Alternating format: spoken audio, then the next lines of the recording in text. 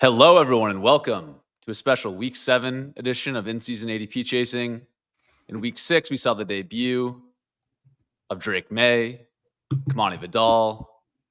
Russell Wilson's calf had another setback. Tons of interesting things to talk about. Let's get into it.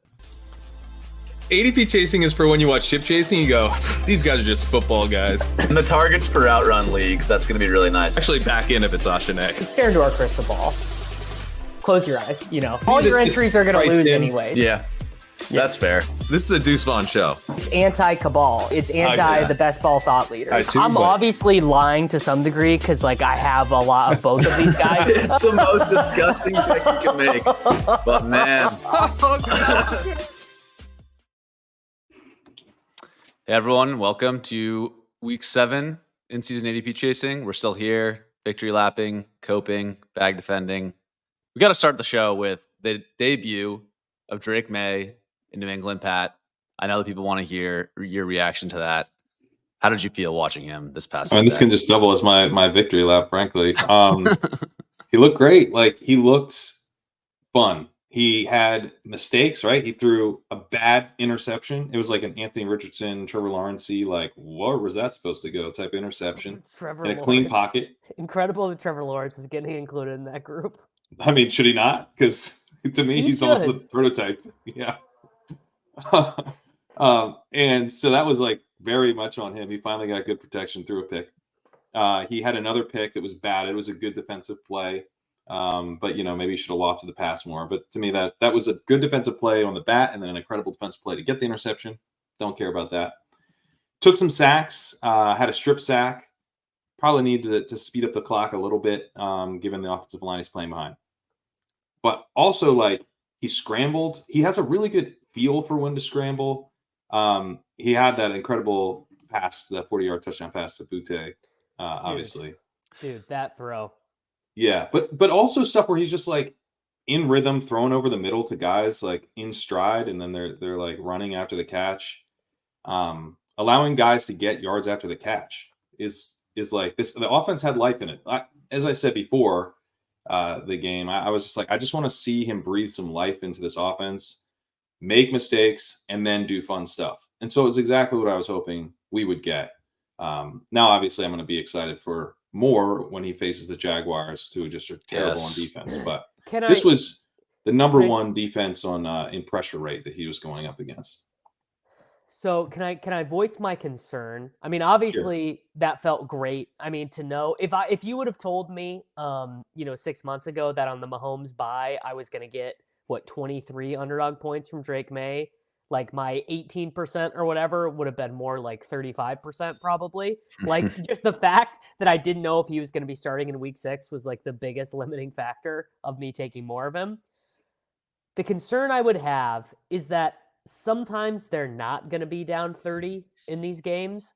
And the concern I would have would be they didn't really open anything up until the second half. They didn't really start calling it was the final play of the first half. It was the 2-minute drill stuff. Yeah. And these divisional games against the Jets, these divisional games against the Bills, against the Dolphins, these are going to be rock fights. So there are definitely going to be some weeks where he throws 21 passes.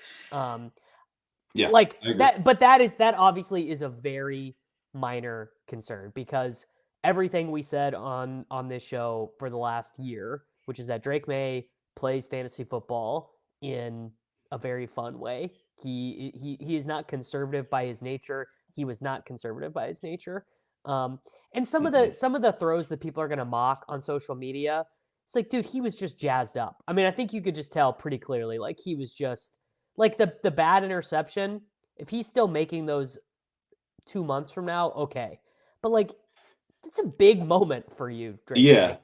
Also, I mean, okay, if he goes out there and as he throws a 40-yard touchdown pass and then he throws a pick 6, those are not equivalent outcomes for us, They're equivalent outcomes for points. And in some ways, coaches would much prefer that you just not throw either of the passes than both. They're not seen as equal. Pick 6 is worse than a touchdown.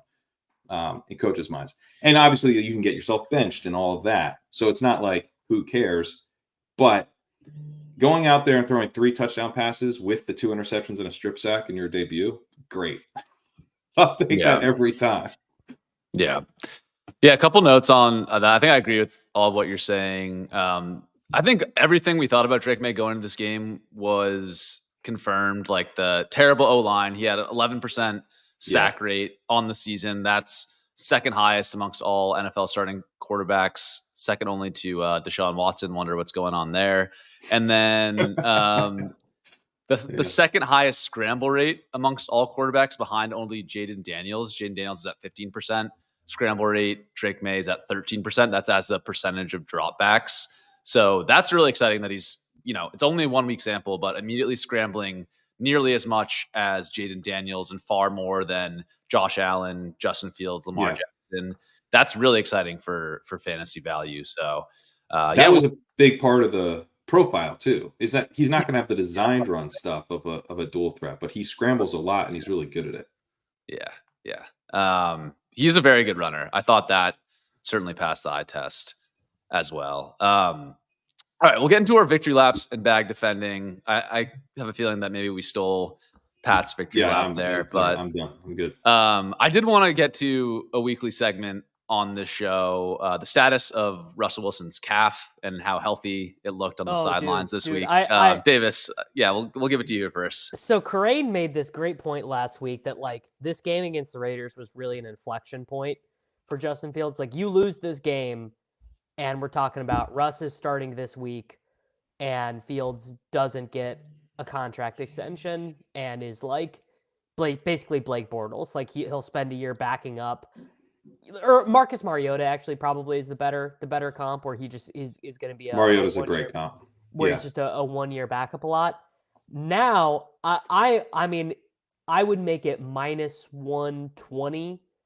The Steelers sign him to a long-term contract. I think at this point. And dude, Sam, you are such a Fields hater. Like you just, it is inarguable, man. He's playing the football they want him to play. I'm not going to say he's playing great football, but he's doing exactly what they want him to do.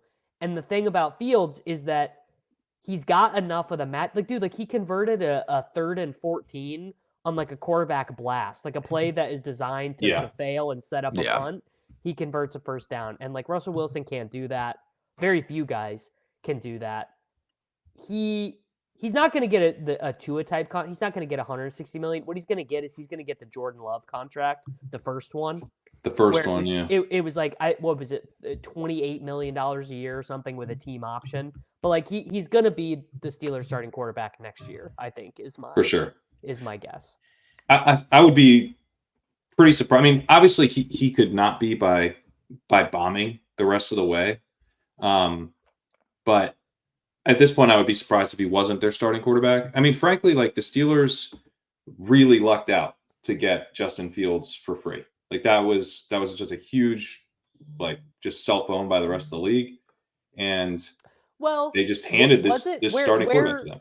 Where else would he be a good fit, and where else would he be the right starter? I bet the Dolphins would like to have him right now. Yeah, but they just paid Tua. He was available for backup. He was available to be a backup. But his contract is big because he was a first-round pick.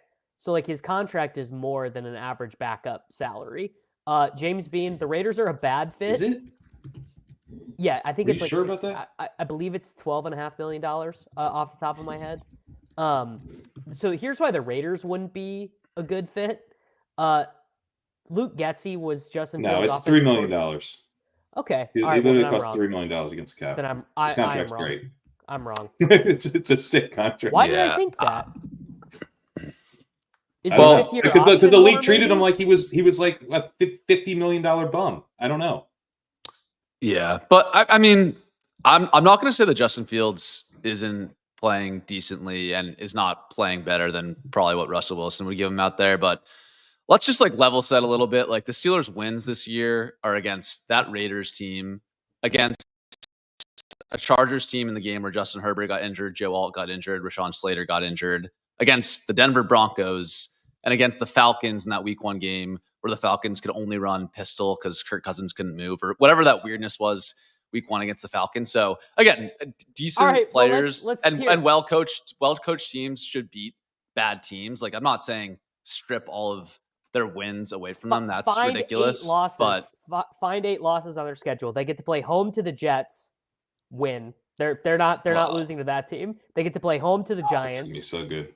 They get to play home to the Giants. That's a win. Road to the Commanders, they'll lose that. Home to the Ravens, they'll lose that. Road to the Browns, easy win. I mean, just like the Browns shouldn't even show up to that game. It's gonna be they're gonna get 2 wins against the Browns.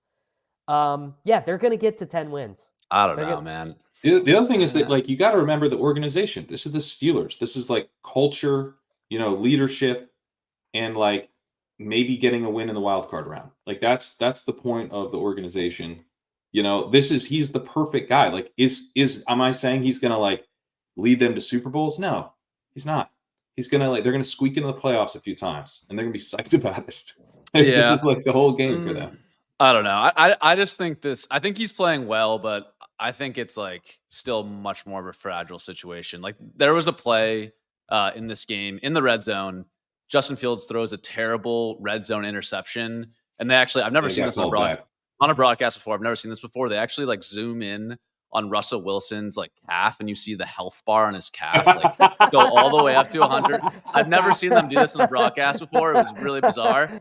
And then they overturn the play, and then his calf health declines. It drops dramatically. So I'm just saying, like,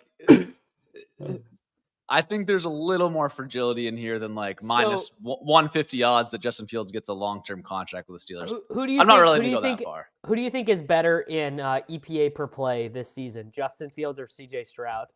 It's Fields. I was going to play this game. It's probably Fields, yeah. It's Fields. I mean, here are some quarterbacks that Fields has better EPA per play than. I'm mad you looked this up, Davis, because I was going to ask you Fields or Mahomes. Well, EPA, it is Mahomes. It is Mahomes. It is, but Mahomes has already entered into his 40-year-old Drew Brees arc, where you just keep getting mad at how shitty he is, and it just makes him stronger. It just the more angry that everyone gets to the Chiefs, the shittier they're going to play, and the more they're going to win. It's like they have this game against the 49ers this week, and they're going to be so bad, and the result of this game is not going to be in doubt for a moment. Like it's gonna be unbelievable. People are gonna be so mad that they're gonna win this game. Anyway, Fields is playing fine. He's playing fine. I'm not trying to be a hater. He's playing fine, and it's undeniable. Like his athleticism. He's playing good. His athleticism. He's up there with he's up there with Geno Smith. He's not far behind Sam Darnold. Like, give the guy credit. Well, now, I'm not saying he's gonna play maybe forever. in the computers, but I don't know. Like. But my problem with Justin Fields, again, I was going to give him credit. Like, you're not into the computers now, Sam? On ADP chasing, I just don't. I don't believe that. This EPA is the football per play. guy. Honestly, the football guy stuff, he looks better. Justin Fields. He looks better on the field than the numbers would suggest. Like the football guy stuff works to your disadvantage here. I don't know about that. I've never seen a more hardened bias than this bias. This is wild. I'm not saying this that dude is looking good. He's reviving his career, and you're just like pissing all over it. I'm not saying he sucks. I'm just saying that like there's very few plays. All right, you're not gonna let me finish my point, so we're just gonna move on. Let's move on to. The point is that you don't like Justin Fields, and it's been well made. I've gone halfway through a sentence 6 times, and you're not letting me finish. So we're moving on. Victory lapping, bag defending. Crane, you're gonna go with Maye for victory lap. Yeah, and there was Sam said he hasn't done enough for me to victory lap him yet. I think that's he just has. In this matchup, right? I thought I was gonna have to come on and cope. It's a victory lap that I'm not here coping. You look good. Different Sam Sherman. Different Sam. Sorry, not you, Sam. One of the commenters is nagging Drake Maye. Yeah, he scored more fantasy points than Jalen Hurts in his first start. Yes. All right. We'll move on. We already talked Drake Maye. What did you have, Davis, for your victory lap player this week? I mean, it's got to be Deebo, right? Scores the 80-yard touchdown in another game. People, the Brandon Ayuk people had their one moment in the sun where he had like 13 dog out points. I mean, it's just like with McCaffrey out. there's one guy on the team who makes a difference that they want to use, and it's Deebo. Now, obviously, Kittle, like, if you take in positional value and, like, blocking and everything, is probably the most important guy on the 49ers this year. But this is what insiders have always said. This is what all the 49ers beat writers have always said, is that Kyle can pretend he's a genius all he wants, but if you take Deebo off the field, he loses his queen. He loses the most important chess piece in his board, because Deebo makes you defend vertically and horizontally. Deebo made an incredible play on a shitty Brock Purdy throw, by the way, to score that. The film guys have been arguing for like 10 days. It's tearing people apart on if Purdy made a good throw or a bad throw on that play. But yeah, I think specifically in the game that we play, where as someone with a down bad portfolio can tell you, the thing you really need is 25-point weeks. Like 18-point weeks. 18-point weeks are nice, but they're really, like, if you're 40 points behind in week 6, a bunch of 18-point weeks are not going to get you there. What you need is a guy who can get 25. What you need is a guy who can get 30. And Deebo, like, started out in May. Dude, he's going at like the 2-3 turn. He's going after Olave, going after Waddle. Just like insane stuff. So yeah, so I'm doing Deebo as my victory lap. I like that one. And I also wonder now if like the rushing thesis for Deebo, I actually thought about this last week, even before Mason got hurt, that this Christian McCaffrey lining up at running back stuff unlocks so many things that the 49ers want to do in the red zone. And I think Deebo can like somewhat approximate that when they line him up in running back. And now with Jordan Mason banged up, I wonder if we see even more like schemed red zone stuff for Deebo over the next few weeks. We'll see. That's another thing all the 49ers guys are talking about, is how bad they've been in the red zone, saying it's McCaffrey. And like, yeah, Deebo is the only one who can, no disrespect. He's the closest one to, to McCaffrey. Yeah. That while we're here, like any quick Guarendo versus Patrick Taylor takes, Crane, have you thought about this at all for like waivers or anything next week? Any takes on those guys, or is it still not yet? No. Yeah. Okay. Guarendo looked fine, I guess. He had that big run. Mason has 10 days to get back though, and they said his injury was not serious. Yeah, that is true. So we'll see on that one. Still too early to tell. I'll do my victory lap take with Kimani Vidal. I was glad you did this.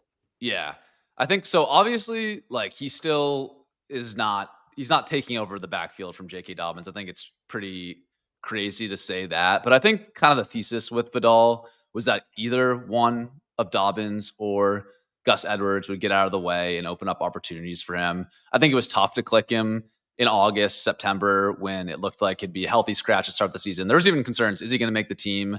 I'm glad that I didn't panic too much on that, because I think the thesis has played out that Gus Edwards, he had a good career, but at his stage of his career, he was not getting it done at all on IR with the ankle injury. I don't think we're going to see much of Gus Edwards again this season, barring injuries to these top guys.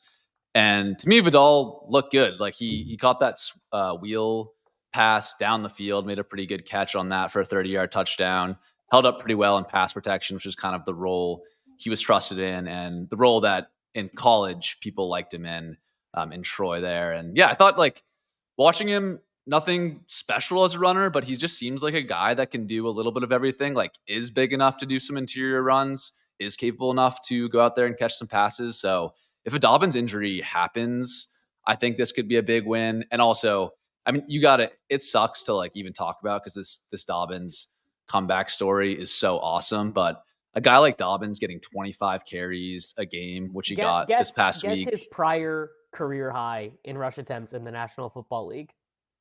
Like 16, 17? 17, his previous career. He had reached his previous career high in the third quarter.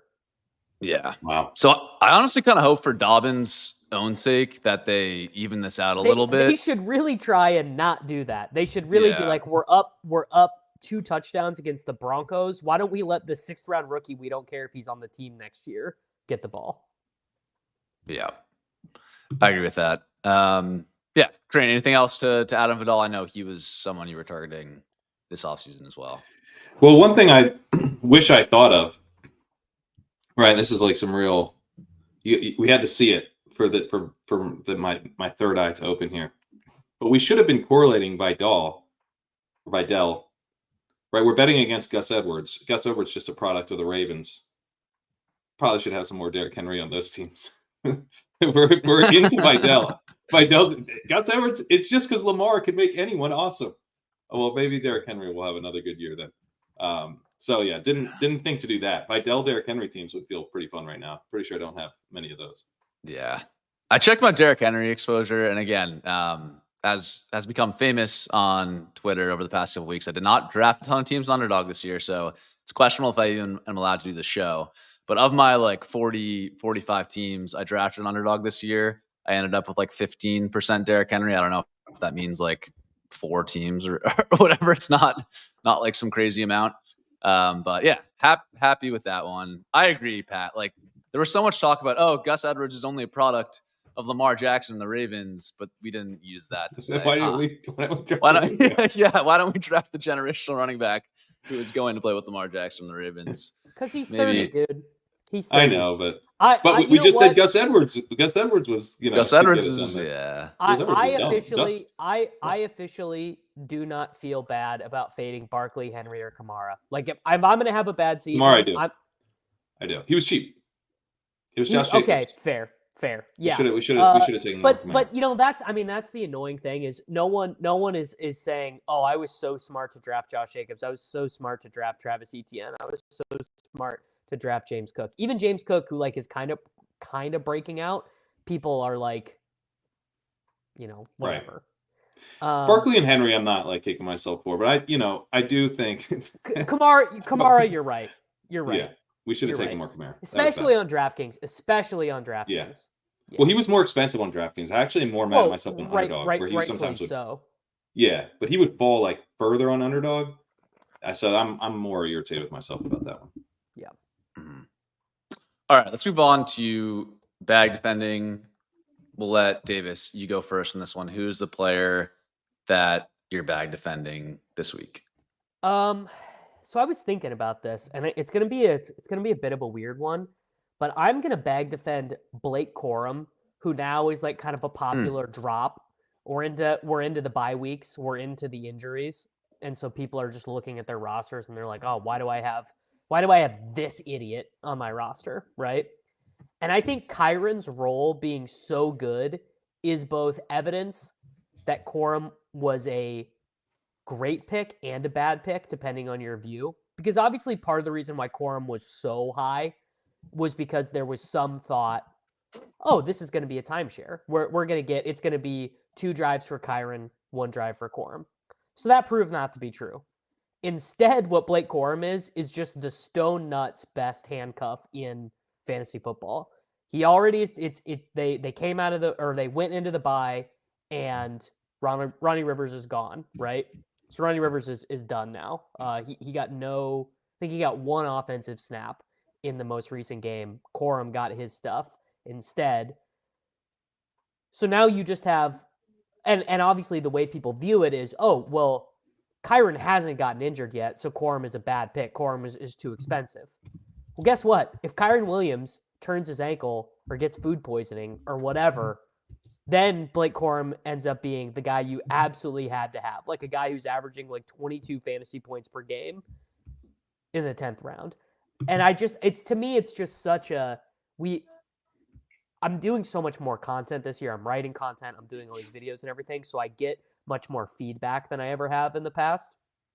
And the feedback I get is so short-sighted. It's so whatever just happened and whatever's happened this season was the way it was always going to go. Jordan Mason was always the best pick in best ball. Right. We just did this with Jordan Mason. Like I can't believe we're taking McCaffrey 101. He's hurt. LOL. Jordan Mason is the nuts. But also, why bother holding Blake Corum? It's Kyron Williams' job. But why? How could Blake Corum have possibly been a good pick when you could have just taken Jordan Mason? How about?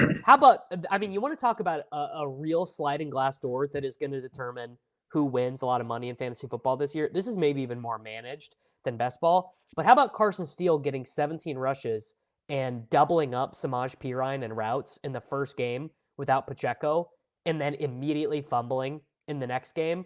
So the Kareem Hunt people, of which there were many in the FFPC circles, they've been doing this. Dude, you're such an idiot. Why did you not spend all this fab money on Kareem Hunt?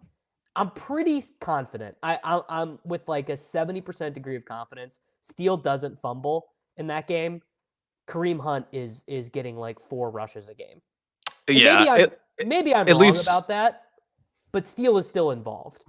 I agree with that. At least that the takeover wouldn't have been like immediate. I don't think that it's impossible Hunt would have found a way to win the job eventually anyways, but Steele started that next game and was getting all the touches and snaps before he fumbled. So that's the thing. Like, the problem with results-based analysis in fantasy is that like some of these things are so unpredictable. Fumbles, these really fragile running back situations, like fumbles determine the rotation way more than we want to admit.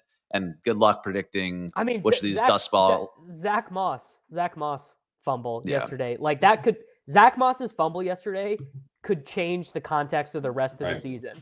Because I actually did want to make this point. We could do Chase Brown like minute right here real quick. So Chase Brown can survive a fumble, which he did in that game. He fumbled and then they gave the ball back to him. Chase Brown can survive a fumble because the Bengals offense cannot function without a guy offering explosives in the running game. Zach Moss can't really survive a fumble because the only reason he's on the field is to not make a mistake. That is the Zach Moss is on the field to just not make a mistake, right? And if you make mistakes when you're Zach Moss, it is and the chat is correct about saying like if Brown loses the fumble, I mean all that stuff true. But anyways, that's a long way of saying I'm bag defending just the concept of high upside handcuff running backs basically with Blake Corum. I did want to add one thing on Corum that I thought was interesting. In addition to like the snaps he got last week, if you just look at the percentage of snaps, it's not that exciting. 14% of the snaps, 18% of the rush attempts. That's not a huge difference from the stuff that Ronnie Rivers was getting over the first couple of weeks. But he did get 2 of the 3 inside the 5 carries in week 5. Now, he got stuffed on both of them, and then Kyren came in and converted the touchdown. So not all good news there, but at least speaks to the idea of the interchangeability of Blake Corum and Kyren Williams. We saw at least in that moment, Sean McVay, when they're on the goal line, didn't panic and say, we got to get Blake out of there. We got to get Kyren in there. Call a timeout to send Kyren in. Exactly. So I think, I'm not saying I believe this. I'd put the odds at this at, I don't know, 20%, but post-bye going into week 7, I do believe there's a chance we see something closer to the 2 drives for Kyren, 1 drive for Blake Corum, maybe something closer to the 65-35 split that we maybe thought was possible. Freeman. Like Royce Freeman was 1 drive to Kyren 2 drives. Like we literally have seen McVay do this. Yeah, it's not impossible. And there is a long history of McVay using 1 back, but there also is a equally long history of him using a committee that people don't like to admit or talk about. Now, when he has a back as good as Kyren Williams, as good as Todd Gurley. Yeah, that's what it is. It's when he doesn't have. It's when he had Darrell Henderson. He used a committee, and pretty much every other time.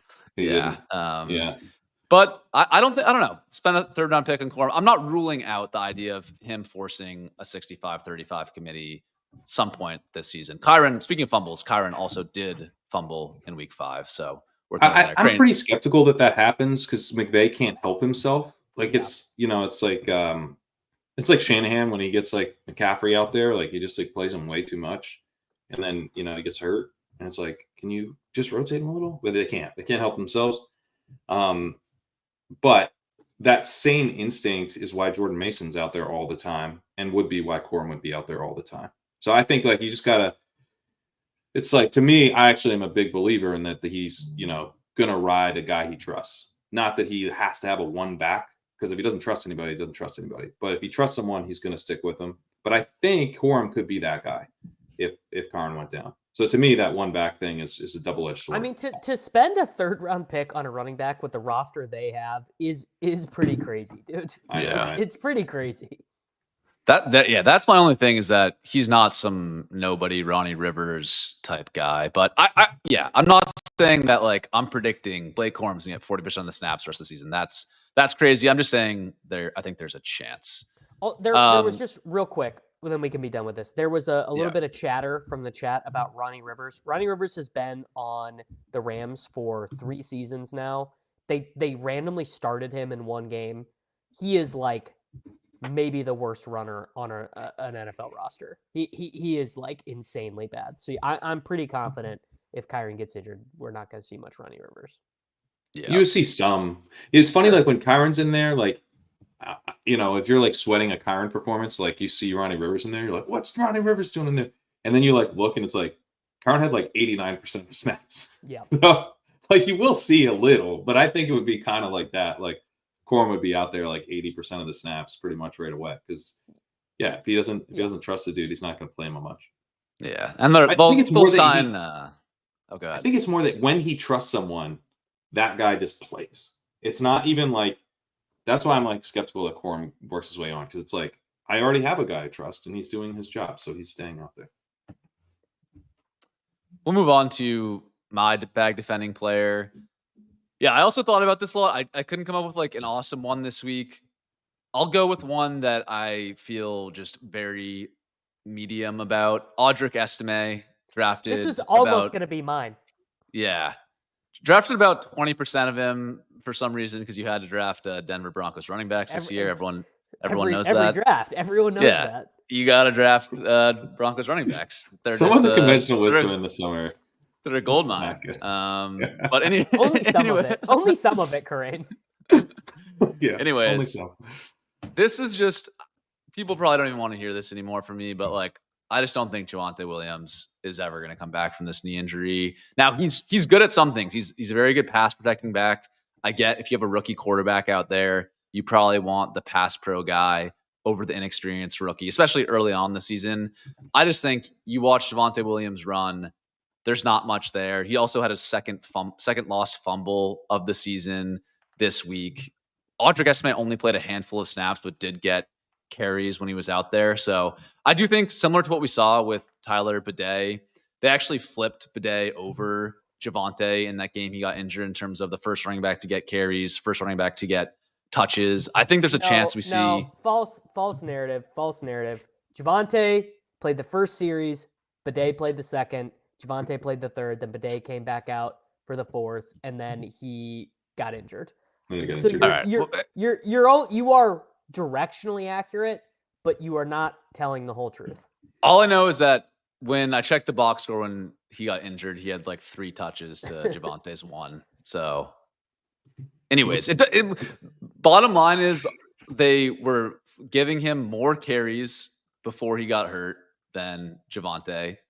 I don't know if you want to nitpick that statement, but I'm just saying it's not worth talking about this. Just to say that I think we've seen Sean McVay try to replace a little bit of the Javonte role before. I think Estime will be given a chance to do that.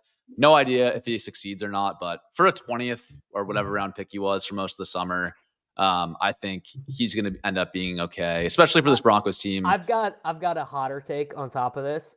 Estime is just going to start a running back for them next week. Wow.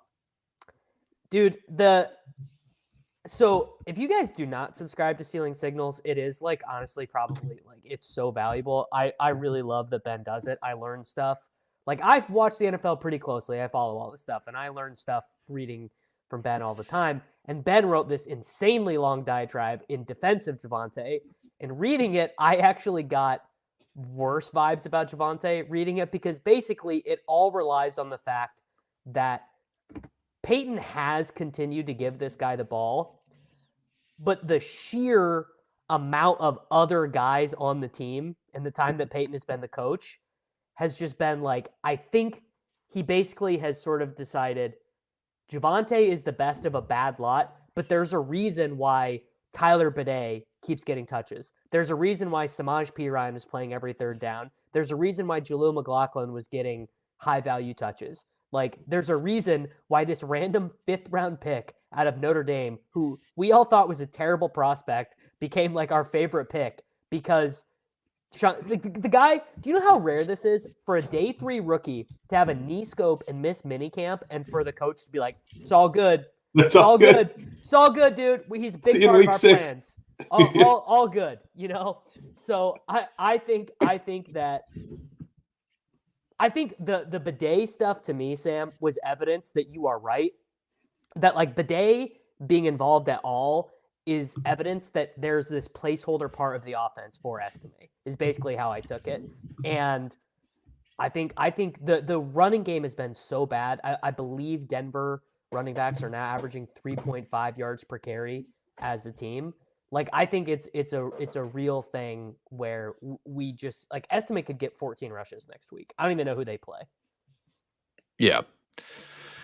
And I think like the scenarios where Javonte holds on to a majority or plurality role for the rest of the season are like totally plausible, maybe even like the most likely outcome. But I don't know, man. Like, we've seen this for 24 games now post ACL. What does that really get you? I'm pretty skeptical it's much of value, especially, you know, Bo Nix was lighting the NFL on fire and playing well. Maybe you did get something out of this Javonte stuff, but with the way he's playing, you would. I think that's the key point. I think is that, so I'm looking at the rush yards over expected, because we talked about this a few weeks ago with his rush yards over expected, and he was just in the tank. And I noted that he's facing a really high rate of 8-man boxes. And I was like actually less concerned about his numbers compared to someone like DeAndre Swift or whatever, just because, like, you know, there's been no explosiveness. Swift has actually looked pretty decent, although he's still second worst in these numbers. But obviously coming off a good game. But his numbers have improved, Javonte's, a little bit. But he's at minus 25. So he's not like in the worst of the worst, like Zeke's down at minus 54, Achan's at minus 78. Javonte has a 40% success rate, which is like totally solid. He's near like guys like Kyron Williams, Rico Dowdle is not too far above. Alvin Kamara is not too far above. Alexander Madison's not too far above, right? Like Javonte Williams is a real Alexander Madison-ass running back right now. Yeah. Like, you're not looking at him being like, this guy's actively bad. This guy's so bad that the team can't prosper with him in it. It's just that he's just not really adding anything. You know, he is fine, but I think, to Sam's point and to our larger point of being, I was a big Estime drafter and honestly a big Jaleel drafter. Really just a big Denver running back. Like, I should check right now. I'm sure I have an absolute ass ton of these guys. Yeah, I've got 14% Estime, 12% McLaughlin, 10% Javonte. So I clearly bought into this Denver running back narrative. And the crazy thing is that it was all supposed to rely on Nix being sharp enough to complete a bunch of passes to running backs and keep these drives alive. The only thing Nix has been good for is actually, you should have just taken Nix completely naked, unstacked, because he's an incredible scrambler. He's a really good scrambler. Some of these like, he had this 3rd and 13 conversion yesterday where like the defender like had his legs and he just was like, nope, I'm gonna keep going. But he's been so bad he can't even complete screen passes. He can't even complete these Drew Brees passes to the running backs, and that is so now that leads me to being, I mean, Estime is, I mean, what does he weigh, 235 pounds? Like, you basically just line up with Lucas Kroll and Adam Troutman, and you just say, we're running 4.2 yards per carry. Let's get something going on the ground. Because Nix could maybe succeed. If you got up against lighter boxes or whatever. It's probably not going to happen. Yeah, and I think the point that Sam made about Nix just not lighting the world on fire is the point. The reason I was bringing up the rush yards over expected is because, like, there's a couple ways where Javonte would be fine with what he's doing right now. One of those would be if he was like a really good receiving back like Kamara, or if like there was absolutely no possible competition like with Dowdle, or if the offense was actually fairly functional and he was really good around the goal line like with Kyron Williams. Like, but he's not any of the, like, none of those things are true. And it's also like not an offense that's just really, really strong and just like needs a reliable guy because Javonte he actually has been 40% success rate. Like you can kind of count on him to go out there and do his job, but it's just not enough. Like they need something. It's not enough. It's not enough if Peyton doesn't want it to be enough. You know what I mean? Right. Like it's not like you got to be benched, but it's also like if Sean Payton is just looking for something else, because the previous regime drafted Javonte, right? Yeah. Memory serves. Yeah. So he drafted Estime. I mean, that's classic Sean Payton stuff of being like, yeah. All I'll say to end the conversation is like, if you're looking for an excuse to bench someone, like 2 fumbles is an excuse. Now, plenty of good running backs have fumbles. Like, I'm not saying that's the thing you should be judging people on, but it gives coaches an excuse to make a change if that's what Sean Payton wants to do. So we'll see it here over the next couple of weeks. I don't think I've given it to you, Pat, for your bag defending player. Is that right? Yeah, that's right. Who are you thinking this week for your bag defend? I'll say Hunter Henry, who no, this doesn't count, dude. He just is a winner. That's a victory. Is he? Lap. All right. Yeah. All right. Well, I don't have another one. You can Jalen Polk. No, I'm not bag defending him. He's. I was gonna say he was done. I'm over. What's the last one? I was maybe gonna bag defend Polk. All right, well, talk me into bag defending Jalen Polk, because I'm watching him play out there, and he looks terrible. He drops every pass. He can't get open. I'm pretty sure that Demario Douglas is going to be the dude in New England, and that Hunter Henry will also enjoy. Shocking that the guy who actually was able to generate positive momentum on last year's Patriots team is actually able to play a little bit this year. Yeah. I'll give you the bag defend on Polk. Kayshawn Boot. I actually don't know if it's Boot or Booty, but isn't it Booty? He is like a lifelong knucklehead. Like every program and team he's ever been in, it's been like, please stop, please get away from us. He is like one incident away from getting sent to the practice squad. I don't know, man. Like he catches that pass, and then he got up there like with all the confidence of like he got up there with like 10 All-Pro selection confidence, and was like, we need to throw deep. He was a 5-star high school recruit. He was at LSU. Yeah. He could have been Malik Neighbors. I would be terrified if I was ahead of that guy on the depth chart and not performing. I would. No, the bag defend with Polk is they only played 4 wide receivers in the game, so that's pretty big. Okay. Austin Hooper is not going to earn any targets. Like Austin Hooper can be on the field, but he's not going to earn any targets. And Maye will like if Javon Baker is active next week, then we've got issues. But I don't think he will be. So I think Polk will have more opportunities to not be terrible is the bag defend. Okay. All right. We'll move on here to panic button. I'm not sure where we landed there on Pat's bag defend, but can I start? Yeah, I'll give it to you. I don't even have one, to be honest, so go ahead. Right. I'm gonna panic button Jalen Polk.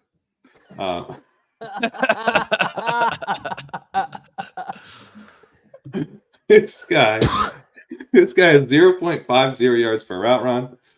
He last week with Maye had 0.14, his worst of the season. He's been really bad in open score.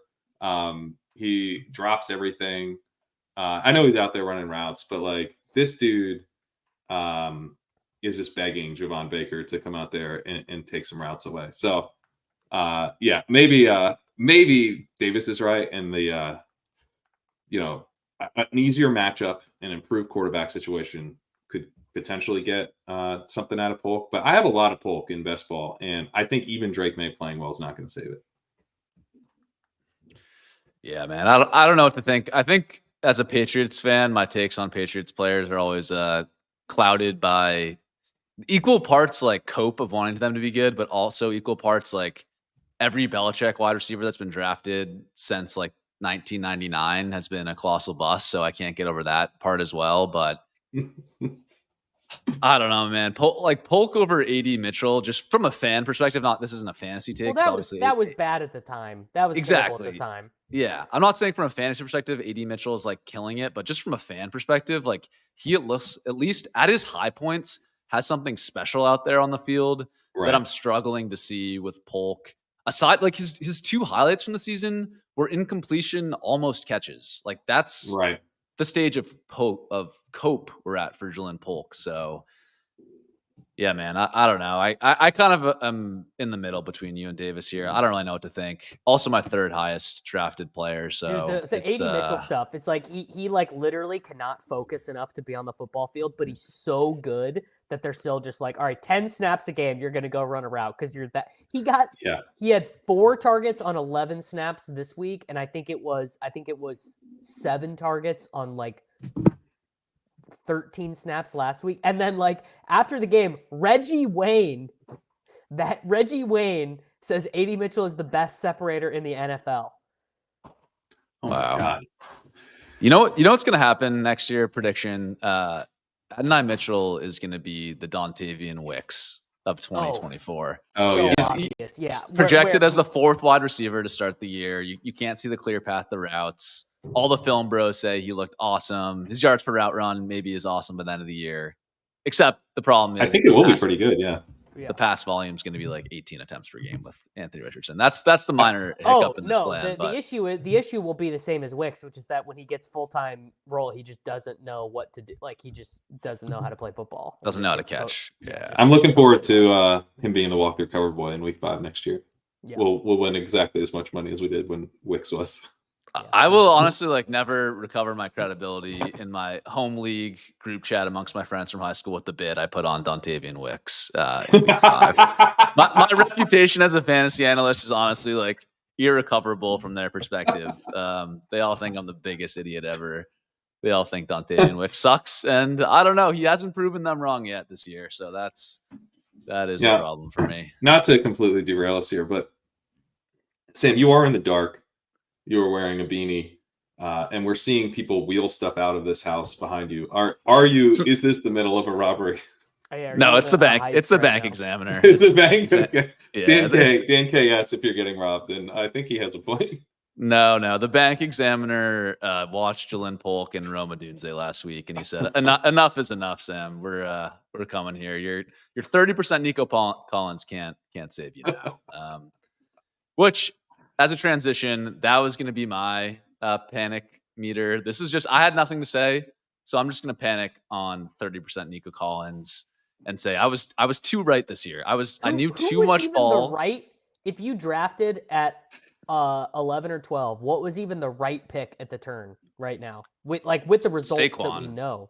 Saquon sucks, dude. Chase Brown has more touchdowns than him. Oh. Yeah, I don't know. I mean, come on. Results-wise, it was obviously Saquon or... No, it's Derrick Henry. I mean, the correct answer is probably Nico. The hamstring thing is not... You gotta assume that doesn't happen in the... We re-roll. Yeah, it just sucks. London or Deebo. London Deebo. I mean, projecting forward, if you guys were given a mulligan today, not saying it was bad process to fade Saquon. If you're just given a mulligan today, you have a time machine where you can see 6 weeks in the future. You're not taking Saquon at the 1-2 turn. I mean, come on. No, sure. I don't know. The offense looks terrible, man. The offense looks so bad. The offense is like Nick Sirianni's yelling at the fans after they barely beat the Browns. Yeah, it's like bad play, bad play. One AJ Brown miracle, bad play, Devonta Smith a miracle, bad play, tush push, bad play, tush push. Can we I would like to give ourselves a little bit of crap just as a whole community. Everybody, I think. I don't know that anyone's exempt from this. When Dan Campbell was first hired and Nick Sirianni was first hired, we were like, both of these guys are equally clowns. They're both biting kneecaps and Nick Sirianni's super weird press conference. Both these guys. And then one of them's like the greatest coach to ever grace He's a our fucking. television screens. I would run through a wall. Did you read what he said about David Montgomery? He's like, I wish I could have played with him. Like, what a compliment from Dan Campbell. Like, unbelievable stuff, really. It's so good. Yeah, Dan Campbell, awesome guy. Although, Crane, you do know how this thing goes. That if the Lions, for whatever reason, go on a 6-game losing streak, 5-game just for whatever, just imagine. Then the Dan Campbell thing goes from being charming and like real football guy to this fucking guy sucks. This guy is just doing a bit. He's No, I don't think so, because we came up with Dan Campbell with them not being very good. Like I first flipped and was like, I think this guy's awesome when they were bad. You know, I think he's like just a legitimately really good coach. Like he cares about his players. He wants to win a lot. Yeah. Oh yeah. He accepts buy-in from other people. He incorporates other people's opinions and stuff. Couldn't agree more. He's like he's like the most football guy in some ways, but also like kind of anti-football guy in other ways, you know? He looks like Carhartt Andrew Huberman. They look so similar. It's crazy. Anyway, Sirianni turned out to be a clown after all. Yes. Yeah, Sirianni is a clown. Here's a genuine panic button for me to get this debate going. What do you guys think about Jahmyr Gibbs panic button, the 1-2 turn? Not that he's been a bad pick, but we now have 5 weeks of the season. You just can't panic button about a guy who's alive. I think at this stage. No, I was just gonna make the point. 5 weeks of the season, David Montgomery, 18 PPR points per game. He got a new contract extension. Jahmyr Gibbs, 15 PPR points per game. You look at their roles, their routes, their goal line stuff. Like, I'm not seeing anything that's saying like Jahmyr Gibbs' role is way better than David Montgomery's. Like, did we miss this and just not having them closer together, I guess, is my question. Because to me, like, I think they should go close to back-to-back. I think, gun to my head, I still take Gibbs, but they should be pretty close in rest of season rankings. Pat, I'll start with your thoughts on that. And we definitely didn't miss it, you know, because you have to, in fantasy football, right, you're trying to project what will happen and you're trying to capture the upside scenarios, right? So you gotta take some leaps of faith. And first round pick, really good receiver in college, not such a good receiver as a rookie, but competent, explosive as a rusher, both in college and right away as a rookie. And the back behind him is good, not great. Or back, you know, he's competing with that you're hoping he puts behind him is good, not great.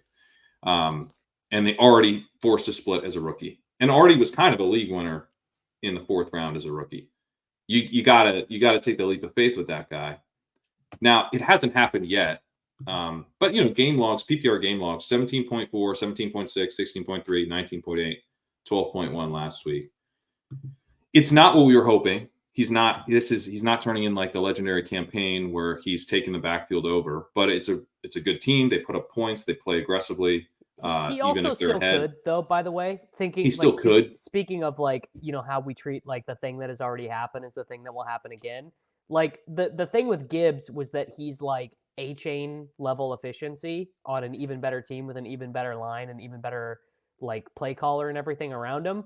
So like if he just rips off a month where he just super smashes on efficiency, scores 6 touchdowns from outside the 20, then we're going, oh my God, you idiots. Like, right. This was always going to happen. It's like Montgomery and Gibbs are exactly who we thought they were. Gibbs just has not ran hot on efficiency yet, and Montgomery has ran hot on touchdowns. And you're hoping that Montgomery falls off. You're hoping that Gibbs takes like a clear step forward and is like, I think he's the best running back in the NFL. Like you have to, I think, like take on some, like those aren't the most likely outcomes, but when they happen, the upside is just so massive and like, you know, earth tilting that you gotta like draft for it a little bit. And I think in some ways the reason to take Gibbs is that like this has not been the outcome we wanted, and yet if you were to show up in a single week tournament next week with Gibbs, you'd feel fine. You know, It's not ideal, but you'd feel fine. So I think I guess like he's in the middle to me. He's not a win, but I don't think he's a loss. No, yeah, I agree with that. I think I'm more so just saying that I think maybe we missed with how low David Montgomery was going. And he wasn't someone, I'm not saying like I predicted this. I think I came out close to even on David Montgomery, maybe even slightly underweight. And that feels like with where he was going in like 60s, 70s, 80s, even at some points, I forget exactly. That feels like maybe I should have had more David Montgomery, but like we talked about, you can say that for a lot of running backs. Yeah, I mean, this Sacrilegious year, was all over that. He really wanted us to have more Montgomery, move him up the ranks and stuff. I struggle with players like Montgomery because he is kind of in the Zach Moss vein, right? Really good bet to get 16 a lot of weeks. Yeah. Pretty bad bet to get 25 ever. Right. So, but this is. I guess my pushback on that is that true though? If Gibbs goes out, like we've seen workhorse Montgomery, even in Chicago, have like not a legendary season, but a legendary stretch.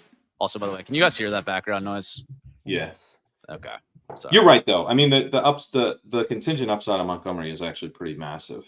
So we probably should have had more. I think the Gibbs ADP was correct. I think the Montgomery ADP is looking light.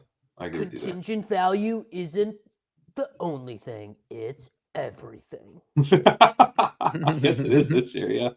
Tank Bigsby's going to be a league winner, so Tank Bigsby played 70% of the snaps behind Dearness Johnson yesterday. I think the Tank Bigsby people might have gotten over their skis, brother. Well, then Dearness Johnson's going to be a league winner. Those snap rates are going to change once Doug Peterson is fired and left in London. Bigsby is getting. You know what? Okay, this is right now one of the funniest things in the history of football is happening, which is that the Jaguars are stuck in London because they have to play the Patriots next week. If they were coming back and on their bye right now, Doug Peterson would already be fired. But basically, I think the team has just decided in a very like Seinfeldian, curb your enthusiasm way. It's too much of a hassle to fire Doug Peterson and like figure out all the ramifications of like travel and organizing practices and everything in another country. So they're like, whatever, Doug, we'll handle this when we get back. Like literally, it's really like imagine the conversations that are happening between Shad Khan and Doug Peterson right now. It would be so funny if they just didn't fly him back from London after he said they needed a culture change. Like, well, here's your culture change, buddy. Oh, you were right. Yeah. So funny. Yeah. There's been some good stuff. Someone was talking about the team just now has like hang out and eat like fish and chips with the most fired guy ever. When players after the game are being like, yeah, we just quit. Not a good sign. Not a good sign for Calvin Ridley, by the way. We'll get to my panic button here in a second. Calvin Ridley, by the way, a player I could not have been less interested in for fantasy. Absolutely hilarious to see him being surprised that Will Levis is terrible. Like, buddy, you signed the contract. You like get your money, but he's like telling the team, he's like, we got to give me some more targets, bro. Like, what are we doing? And I'm like, Calvin Ridley, who did you think you were playing with, man? You thought you were getting to play with Jake Browning, brother? Nope. He also said they were like, you got targets. The reporter was like, you did get targets in this game. He's like, yeah, when did they come? And they're like, the fourth quarter. He's like, exactly. Like, you got to give me targets early. But I'm like, I think Ridley's admitting just like giving up somewhere in the third quarter. Just being like, no. Calvin Ridley's yards per route run in his career is like Van Jefferson-esque. 1.77 career yards. Has anyone's 2019 season carried more weight than Calvin Ridley's? I mean, this was it 2018. Was it even 2019? I don't know.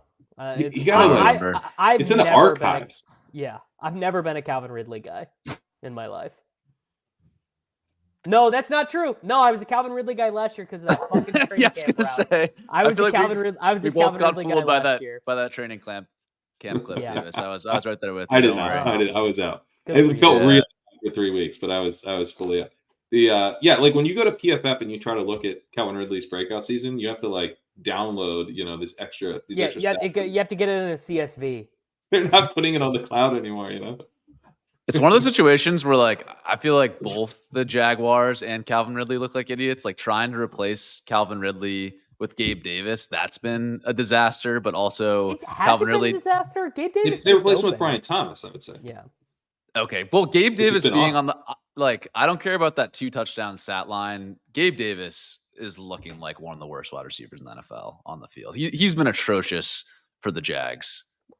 He dropped 2 touchdowns last week. I'm not saying that him and Calvin really do the same things, but that contract prevented them from, I don't know. You don't even have to say it prevented them from signing Calvin Ridley. It prevented them from making another big move at wide receiver. I don't think the answer was well, they drafted Dave Thomas, Davis. so they didn't. I mean, they did make a big move at wide receiver. They got their number 1 guy in the first round. You know how Black is slimming, by the way? You know what? You know what's not slimming? The number 0. Number 0 is so cold. It shouldn't be allowed on Gabe Davis. It's not a good look for Gabe Davis. It looks terrible. Yeah. All right. We'll move on to final segment. Davis, I've got a guy right now I would sell my shares of for 5 cents. Jermaine Burton. Oh boy. Who I mean your bid has been rejected. Like if you put on all the teams I've drafted Jermaine Burton on, it's like more than I pay for the mortgage for my house for a year. And this went a little bit unnoticed last night, I think.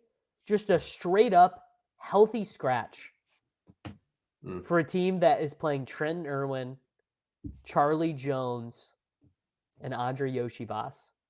And I believe why the reason, I'll have to look this up. I think why they made him a healthy scratch was so that they could get a 4th tight end active, which is bad. So I guess something that I've learned is if all the scouts tell you, oh, dude, this guy would have been a 1st-round pick. Would have been, dude, he's so good.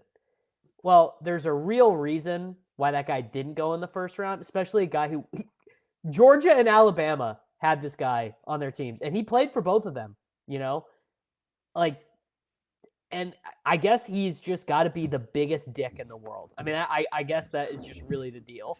And the announcers in the preseason game said he needs to stop sleeping through meetings. Like, imagine going into the league with the rep of a dickhead, and then you sleep through meetings. Yeah, it's brutal with Jermaine Burton. But I don't. Yeah, but Davis, I mean, this is so to me. I mean, you just have to know if you're taking this dude, you have to understand the range of outcomes is wide because this is how we got Josh Gordon. That we do get guys who fall way. He was in the supplemental draft, but you get guys who like really hurt their draft stock with off the field or personality stuff, and then they're either basically not cut out for the NFL. Yeah, I'm not saying I'll never take a dickhead again, but this particular dickhead, the bags are 0. I agree. No, I agree with that. Yeah, this dickhead is going to be on a new team soon. I mean, T. Higgins was out. Like the thesis of like, oh, he's a contingent play on T. Higgins. T. Higgins was out, and they said Yoshibas learned 4 touchdowns in a month, And by the way, I was right. So they elevated Tanner Hudson as their 4th tight end instead of having Jermaine Burton active. Yeah. I was about to talk, and then I didn't really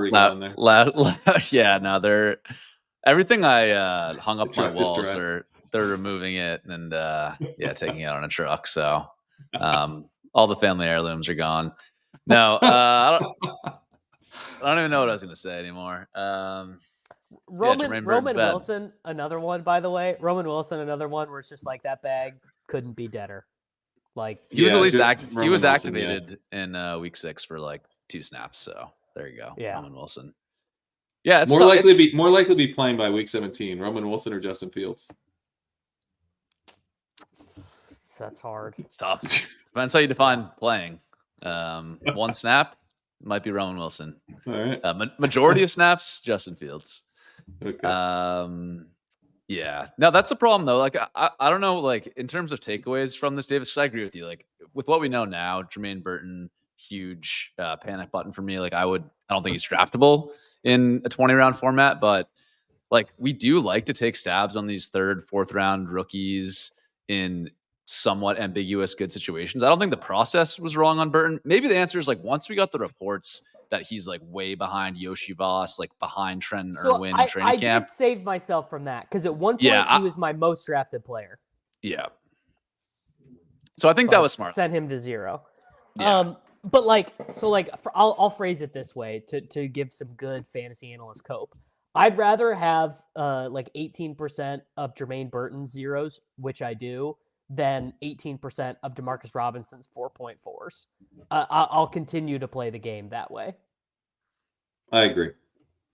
Yeah, that makes sense. And then another guy, I guess, just to give like the opposite or the somewhat positive side of this, like if you have 18% Troy Franklin right now, maybe a guy in somewhat comparable to Burton in terms of being buried on his team's depth chart, he's now the second wide receiver for the Broncos. Will that get you anything? I'm pretty skeptical, but like that's how it can play out with these day 2, early day 3 rookies, is that you can walk into a decent role and then the upside has a chance to show. So don't think the process on Burton, especially early on, was like dead in the water.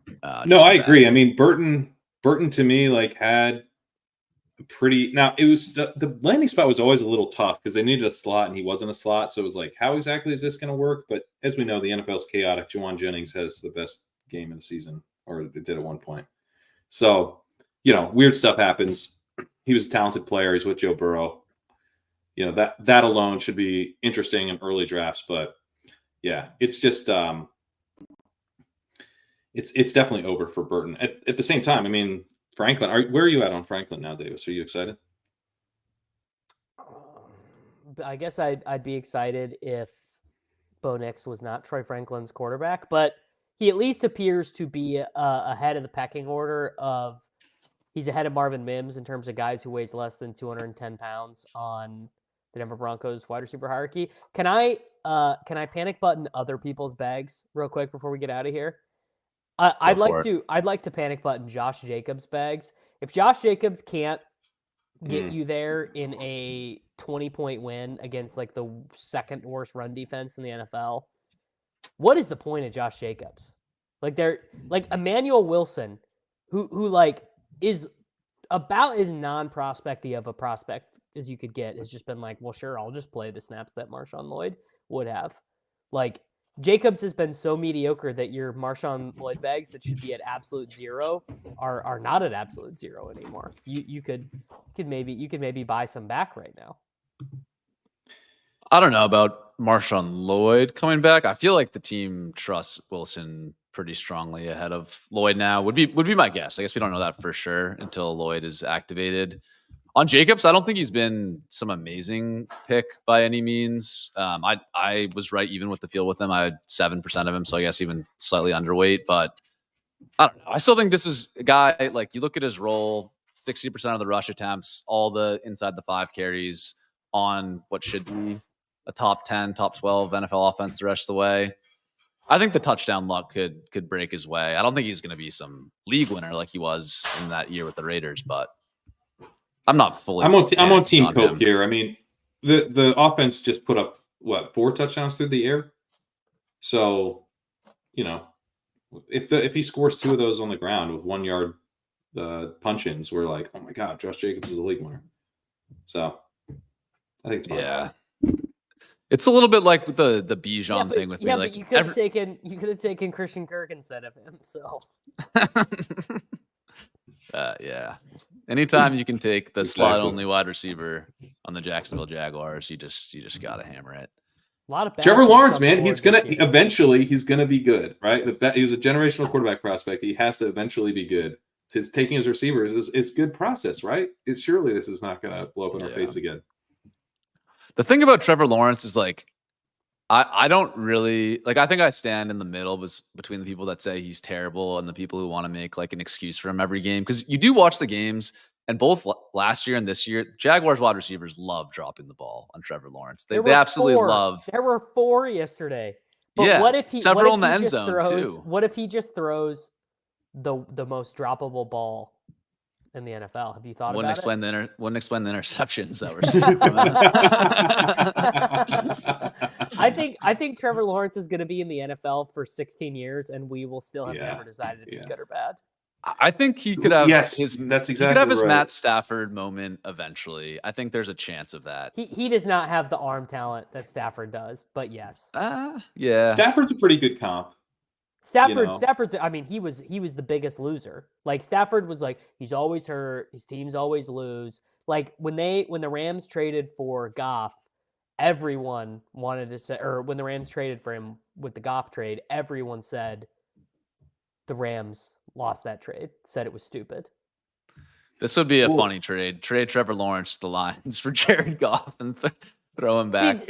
So like my Lions are not accepting that trade. No, I'm not saying that's realistic. I'm just saying that'd be a funny way for Jared Goff. See, my gut instinct to that is, fucking Lions would be way better.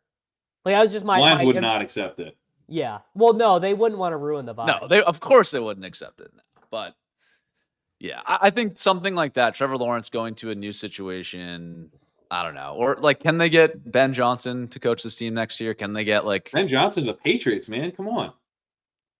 I mean, you don't have to sell me on that. I'm all in on that. I don't know if Robert Kraft has enough money, enough cash to pay Ben Johnson. He's already handed out too many like contract extensions to Devontae Parker and Juju for no reason. So that might be tricky to get the cash on hand for that one. But if he's able to come up with it, man, we should talk about the Juju Smith-Schuster 7 for 130 game. Just real quick while we're here. Is that the most stunning single game performance you can imagine? That was like the Richie James 9 for 180 game. I couldn't believe. I was at a concert. Honestly, wasn't even stunned, man. I'm just like, oh, yep. Juju Smith-Schuster went back to the – because, I mean, Kareem Hunt's leading the backfield. Like, they're literally just going – they're just rewinding the clock. I don't even know what to think of it. I will say so I'm doing a waiver show coming up with Hayden, and we're going to have to talk about Juju, unfortunately. Like, his big play, so his, like, 50-yard play or whatever, he runs a dig route versus man coverage. The Saints defender completely falls down. Juju just has to catch the ball and run for 30 yards, so – I don't know if you want to give him credit for that. And then the rest of it is like all this weird Kelsey Rashee Rice stuff where like the wide receiver doesn't even run a route. He just like runs and turns around and is just on the same page with Mahomes and catches the ball. Like that sort of weird stuff that you really only see from like Aaron Rodgers, Patrick Mahomes, maybe like Matt Stafford and Cooper Kupp a little bit.